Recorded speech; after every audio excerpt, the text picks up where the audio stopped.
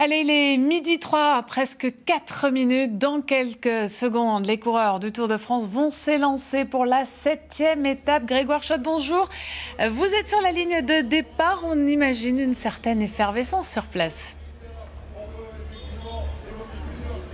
Oh oui, tout à fait. Bonjour Ophélie, bonjour à tous. On peut le dire, c'est l'effervescence et c'est la fête du vélo ici à Troyes. Nous sommes boulevard Victor Hugo, là où sera donné dans maintenant 1 minute le départ de la 7e étape du Tour de France entre Troyes et Nuits-Saint-Georges. Alors il y a plusieurs milliers de spectateurs qui sont ici autour de la ligne de départ. Vous le voyez, les coureurs sont déjà en place et les spectateurs sont là depuis le début de la matinée. Ils ont assisté tout à l'heure aussi au départ de la caravane publicitaire. L'occasion pour eux de récupérer avec un peu de bonheur certains cadeaux, ça fait toujours plaisir. Et c'est vraiment une belle ambiance ici après déjà l'arrivée de la 6e étape hier, Troyes qui est également ville-départ, ville-arrivée, ville-départ. Ce n'était plus arrivé depuis 30 ans maintenant, depuis maintenant 1987. Les coureurs qui vont s'élancer dans quelques instants, ils attendent le coup de starter qui va être donné par le drapeau tenu par le maire de la ville, François Barouin. L'anglais Chris Froome est toujours en jaune, le français Arnaud Démare toujours en maillot vert. Il a fini 2e de l'étape hier, derrière le vainqueur, l'allemand Marcel Kittel, qui a remporté sa 2e victoire. Et voilà, le compte à rebours, 4, 3, 2, 1, 0, c'est parti. La 7e étape du Tour de France s'élance depuis Troyes et le boulevard Victor Hugo sous les applaudissements de la foule. Les 193 coureurs encore en lice qui vont maintenant déambuler dans le centre-ville de Troyes à allure modérée. Ils vont parcourir les rues du centre comme la rue Émile Zola, passer devant l'hôtel de ville. Ils vont longer les quais du canal et puis tout doucement ils vont quitter la ville par le sud, par Saint-Julien-les-Villas. Et c'est à la sortie de l'agglomération troyenne, au sud-est, que le départ réel sera donné. Je vous le disais, beaucoup de spectateurs étaient là depuis le début de la matinée. Nous avons été là, nous aussi, en coulisses. Reportage de Maxime Meyer et Stéphane Janesco. La fête du vélo dans le centre-ville de Troyes. Dans le village départ, installé boulevard Victor Hugo, la foule est déjà dense tôt ce matin. Des Troyens, des touristes, venus profiter au maximum de cette ambiance unique. C'est formidable, le Tour de France, il n'y a rien qui égale le Tour de France. Sauf la Coupe du Monde de football peut-être, mais le Tour de France, c'est le Tour de France. Et il y a une ambiance et puis on voit des trucs. C'est incroyable, c'est tellement immense, il y a tellement de monde, c'est vraiment incroyable. Je suis très heureuse d'être là. Sur le podium, la légende du Tour Bernard Hinault parraine un sponsor qui a collecté des vélos pour des enfants. C'est sûr que quand on a pratiqué et puis qu'on peut voir des bambinos qui vont avoir un vélo, qui vont peut-être leur donner l'envie de faire du vélo. Et comme je disais, le champion c'est peut-être là, il est peut-être là, on ne sait jamais. Cette ambiance, elle vous étonne toujours du Tour de France? Oui, mais ça m'étonnera toujours. Mais le plus étonnant se passe peut-être en coulisses. Les rouges de chez Cochonou.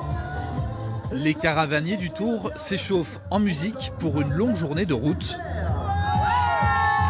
Julie, étudiante de l'école de commerce de Troyes, fait partie de l'aventure. C'est vraiment pour moi le job d'été de rêve, donc c'est vraiment des rencontres uniques, c'est une ambiance de folie, les gens, c'est vraiment top, c'est des beaux moments et puis moi qui aimerais continuer donc mes études dans l'événementiel sportif, c'est vraiment un plus. Il est 10h et la voilà repartie pour 214 km de fête. Le Tour de France quitte Troyes et notre région, mais son retour est déjà attendu avec impatience.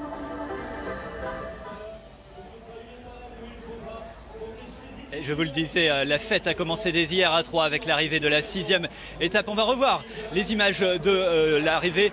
Comme prévu, c'est au sprint que ça s'est joué avec la victoire de l'Allemand Marcel Kittel. C'est sa 2e victoire déjà dans ce Tour 2017. Et il a devancé de justesse le Français Arnaud Démare, le vainqueur, le leader du classement par points qui détient actuellement le maillot vert. Et c'est toujours l'Anglais Chris Froome qui détient depuis son arrivée à la planche des Belles Filles le maillot jaune de leader. Voilà donc pour cette arrivée hier de la 6e étape. Et pour certains suiveurs de ce Tour de France, cette étape à 3 n'est pas anodine. C'est le cas pour David Han. David Han, c'est un entraîneur de l'équipe française, la FDJ, l'équipe d'ailleurs d'Arnaud Démare. Il vit son premier Tour de France comme entraîneur. Nous l'avons retrouvé hier soir à son hôtel après l'étape. Et pour lui, c'est un bon Tour de France pour l'instant, car Arnaud Démare détient le maillot vert. Et David Han, forcément pour lui, c'est une étape un peu particulière. On l'écoute au micro de Bintou Silib et Raphaël Doumergue. Je pense que je profite pas autant que les Troyens, mais voilà, après je suis d'abord là pour faire mon travail. Ouais. Parce qu'on a vu pas mal de monde autour de vous. C'est quoi? C'est les amis, c'est la famille? Ouais, c'est sûr que par contre, l'avantage c'est que ça coupe par rapport si on n'était pas passé à 3. Je revois les amis, je revois surtout la famille. Donc voilà, ça fait une semaine déjà qu'on est parti. Donc ça coupe un petit peu, plutôt que de faire quasi 4 semaines sans voir personne. Donc oui, c'est sûr que du coup maintenant je me dis qu'il ne reste plus que 3 semaines sans voir mes enfants. Ouais.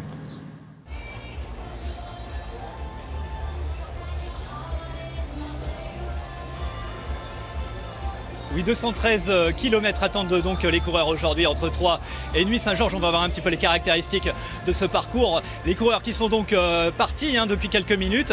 Ils se rendent donc en Bourgogne aujourd'hui, direction Bar-sur-Seine et puis ensuite la Côte d'Or, un sprint intermédiaire, une côte classée en 4e catégorie sont au programme pour cette nouvelle étape qui a priori est encore faite pour les sprinteurs. Des routes que connaissent bien en tout cas les cyclotouristes du Vélo Club 101. Nous avons reconnu une partie de cette étape, la partie auboise, en leur compagnie. Reportage avec des images de Paul-Antoine Boudet. Boulevard Victor Hugo, à Troyes, tout près de la gare. C'est ici qu'aura lieu le départ fictif de la 7e étape et le début de notre reconnaissance avec le Vélo Club 101. Un parcours qui commence par emprunter les rues du centre-ville, une incursion au cœur du fameux bouchon qui permettra aux Troyens de saluer une dernière fois le peloton. Pour les coureurs, c'est la détente, effectivement, ils vont rouler tranquille et c'est l'occasion pour les Troyens de les voir de près, de les approcher. C'est un moment privilégié, les gens vont se battre certainement pour avoir des places au village départ. C'est un moment important pour eux. Ouais. Les choses sérieuses vont bientôt commencer. Direction le sud-est de la ville, via Saint-Julien-les-Villas et Bréviande. C'est à la sortie de l'agglomération troyenne que le départ réel est donné. Un début d'étape sans difficulté particulière. Le tracé sur la D49 pourrait d'ailleurs rapidement favoriser une échappée, pas forcément décisive. C'est très plat au départ et si c'est comme ce matin avec le vent 3/4 d'eau, ça va rouler très vite. Mais aller jusqu'au bout, ça sera difficile quand même parce que je pense que ça va être une des rares étapes de plat et les sprinteurs ne vont pas lâcher facilement pour laisser partir quelqu'un, mais je pense que ça peut démarrer très très vite. Pas le temps pour les coureurs de la Grande Boucle de profiter des beautés du paysage. Il faut se diriger vers Bar-sur-Seine, traverser les villages que connaissent bien ces amateurs. Le jour du passage du Tour de France, ils seront cette fois sur le bord de la route, prêts à participer à cette grande fête du vélo. Ça montre la région à beaucoup de gens et c'est vrai que ça peut attirer des gens. Et en plus, l'Aube est un pays de cyclistes, donc c'est tout à fait bon pour l'image du département. Après Bar-sur-Seine, il restera encore une vingtaine de kilomètres à parcourir avant de quitter le département. Notre repérage s'arrête là.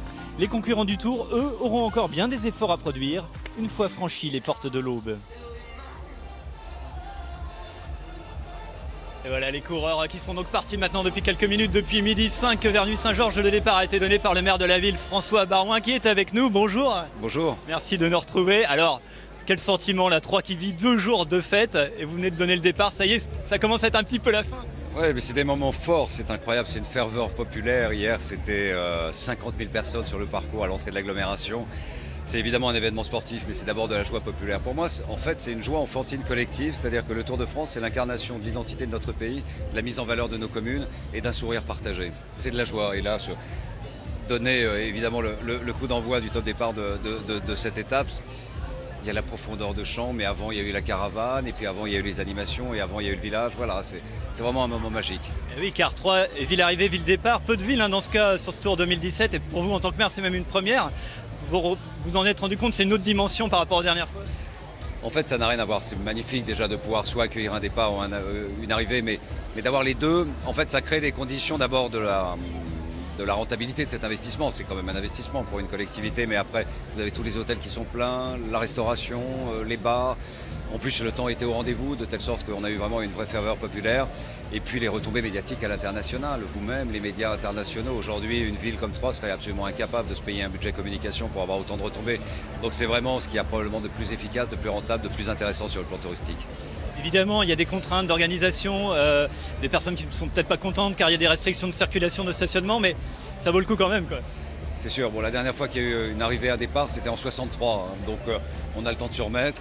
Et puis on a essayé de travailler en amont pour ne pas gêner les gens. On peut comprendre que ce soit une gêne, mais ça dure une soirée, une matinée.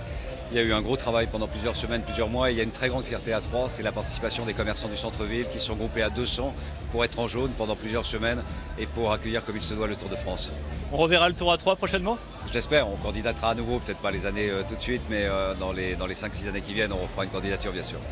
Très bien, merci beaucoup, merci de nous avoir retrouvé François Barouin, donc le maire de Troyes qui a donné tout à l'heure le départ de cette 7e étape du Tour de France et les coureurs qui dans quelques instants vont traverser les communes de l'Aube, hein, dans la vallée de la Seine, notamment la commune de Cléré que nous avons repéré. Nous y sommes allés en amont de ce Tour de France pour découvrir les préparatifs. C'est la carte postale de ce Tour de France signée Clément Meunier et Olivier Maillère.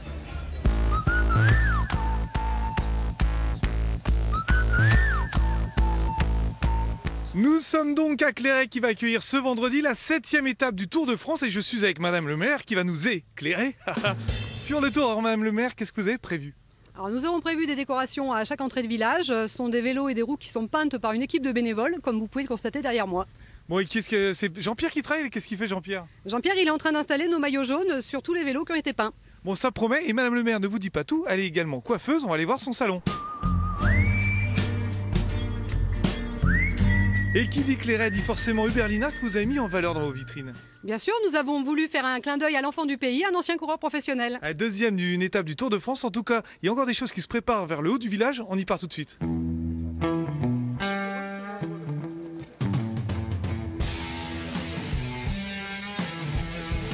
Tout le monde a mis la main à la pâte. Tout à fait, on a une super équipe de bénévoles et nos enfants qui ont peint les maillots dont nous sommes très fiers. Eh bien, je vais vous dire, pour vendredi, ça promet clairement, n'est-ce pas?